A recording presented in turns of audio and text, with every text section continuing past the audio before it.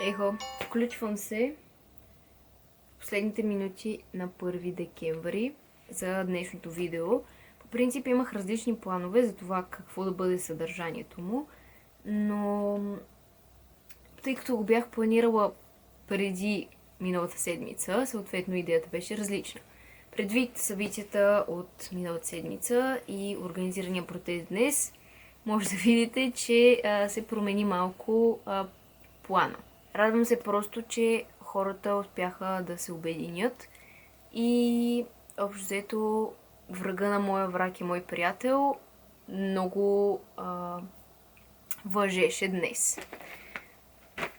Така, продължаваме и ще отворим първия ден от календара. Добре, падна се количка. За утре съм подготвила по-интересни неща. Ще ви зададем с мен на чайно парти, но за това повече в следващите минути. 2 декември и ми се падна самолет. Вярвайте ми, падна ми се самолет. До сега се опитвах да си купя билети за коледния влак на БДЖ, който е на 13 декември. И искам само да ви кажа, че БДЖ платформата за купуване на билети е трагична. Аз избирам места, продължавам и то ми дава тотално случайни места, които са супер различни от тези, които съм избрала. Но важното е коледният дух да е с нас. Купих си билетите, на 13 ще бъде включването от там. Вчерашния план за чайно парти, както вече може би ви е ясно, се провали. И днес сме 3 декември. Така че ще си отворя календара за 3 декември. И след това съм решила да разгледаме колко всъщност нищо от Vision Board ми миналата година не се случи. Всички правят видеа как едва ли не 100% от нещата, които са си казвали, са се изпълнили. Само че при мен не е така. Все още не съм ги разглеждала, така че не съм много сигурна колко точно зле ще бъде ситуацията, но за сега знам, че поне 3 от нещата, които бяха там, не са се случили. Така че сега ще си поръчам нещо за хапване, за да ми е по-леко на душата, когато си правя равносметката. И после ще разглеждаме. Забравих всъщност да ви покажа днешното шоколадче. Ами би трябвало да е снежен човек. Хайде. Добре. Поръчах си палачинки. Исках да си поръчам панирано луце, но се предлагат супер малко с доставка, така че ще ям това. Дойде супер бързо. Мисля, че 20-30 минути преди срока, който беше даден. И изглежда ето така. Това са палачинки с нутела, орео и ягоди. Добре, преди да започна да снимам, всъщност си отворих какво съм сътворила миналата година. И горе-долу почувствах същото като това, което почувствах, когато си погледнах дневника от 5-ти клас. Много е зле работата, така че започваме. Ето така изглежда.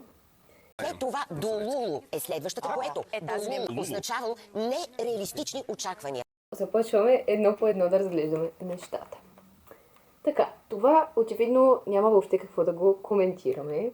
Дори не знам защо съм го сложила, просто най-вероятно за да има нещо, да има някаква картинка.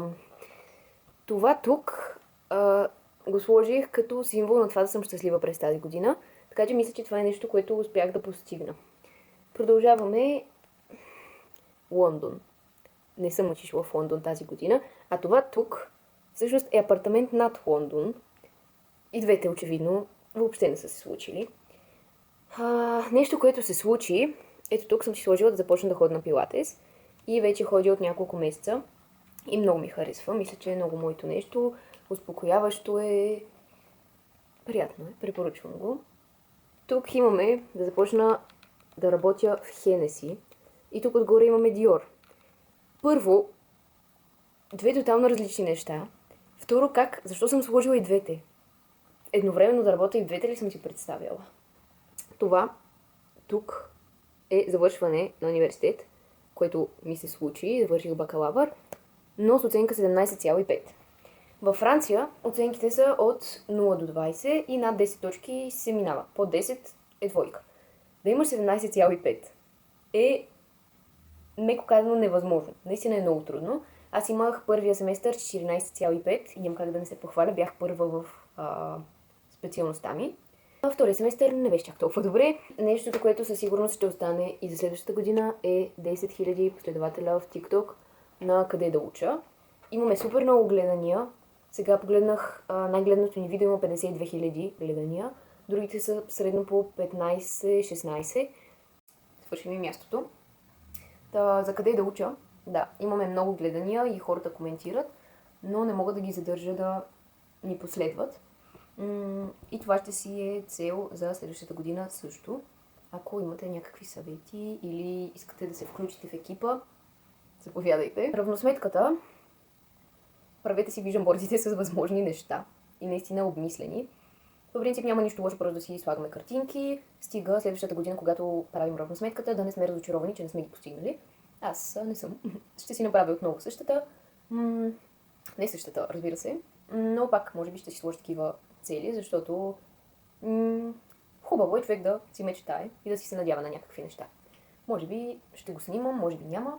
А пък сега ще си хапна лъчинките. Днес ще правим печена тиква на airfryer. Трябва такова за airfryer. Тиква. Орехи. И сега това ще се ви шокира, обаче малко зехтин, просто защото нямам олио. Наистина се надявам да стане добре. И последно, разбира се, мед. По принцип не пише, че ми трябва мазнина, така че може и да се разминем с използването на зехтина, което би било добре, понеже не си представям какъв аромат ще даде.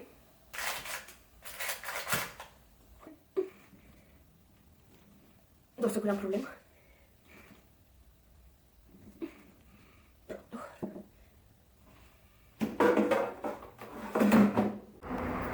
Мисля, че успях да го пусна. Поне издава звук и... О, не! Не!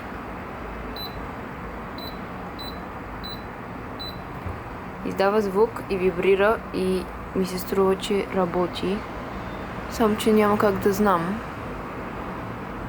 Но би трябвало да работи. Тук е финалният резултат. Мисля, че се получи доста хубаво. Сега ще я опитам също и надявам се да е вкусна.